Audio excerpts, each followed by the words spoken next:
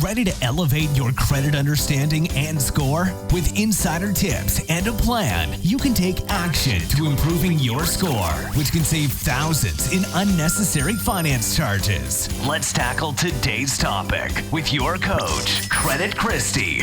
Hey friends, it's Christy, your credit coach. Thank you so much for joining me for another episode. Today, let's talk about becoming an authorized user on somebody else's credit card. Why would we want to talk about this? In my opinion, it is single-handedly the fastest and best, most efficient way to improve your credit score rapidly. So here's the deal. A big part of the overall credit card algorithm is your repayment history, also your length of credit history, and your credit mix. If you are younger or have just recently started building your credit, you have a short history of time being reported. And if you don't have many years, your credit profile isn't very deep. I also know there's some people that only have, say, an auto loan or student loans, and they don't have that credit mix of a credit card. Now, if you know me, you know I am not a cheerleader for going into debt. I actually try to teach people how to stay out of debt, how to follow a budget, and how to not get caught up in borrowing practices that could really get you in trouble. But there is a way to build a credit profile with rich,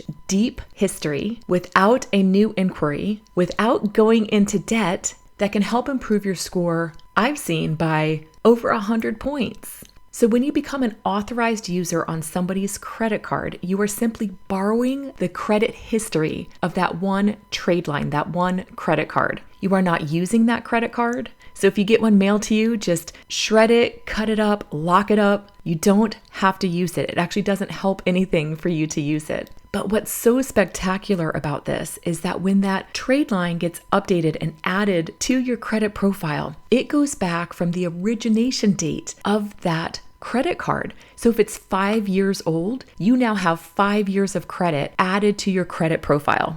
Where if you were to start with a secured credit card, a couple of things happen. A lot of times they pull your credit, so now there's a new inquiry, which will sit on your credit profile for 2 years. You have a brand new trade line with no history, and it's kind of like dating. It takes at least 6 months for you to figure out if this is a good match or not. And so the initial reporting of that new credit card doesn't always help. And in some cases, it might hurt because it's a brand new trade line that's added to your credit. And secured credit cards often have a very small limit.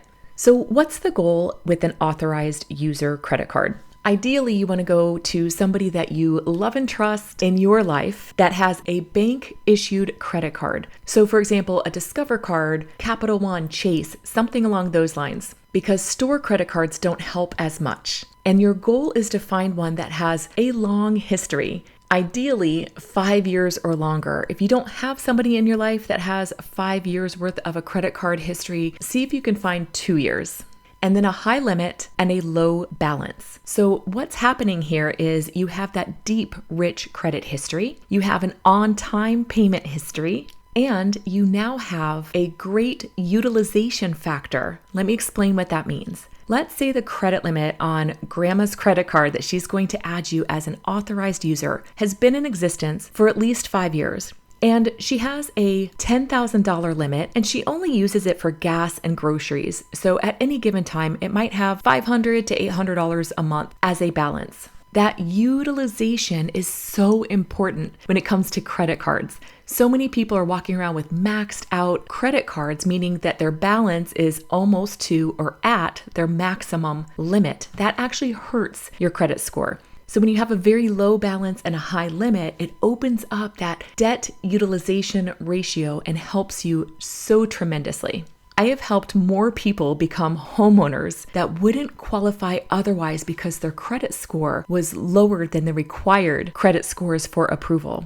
It's a great strategy without having to go into debt, without having to apply for credit and potentially not get approved, and without having to wait 6 months, a year, 2 years for it to really have a positive impact on your credit profile.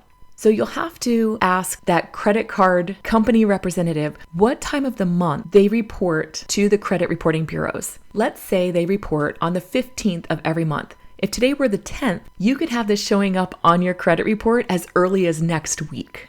Now, a couple of questions you might have that you'll want to share with the person you're going to ask the favor of borrowing their credit history on this one trade line. Such as, could this hurt them by adding you? And the only time it could hurt them is if you actually used that credit card without their permission and made charges to their credit card.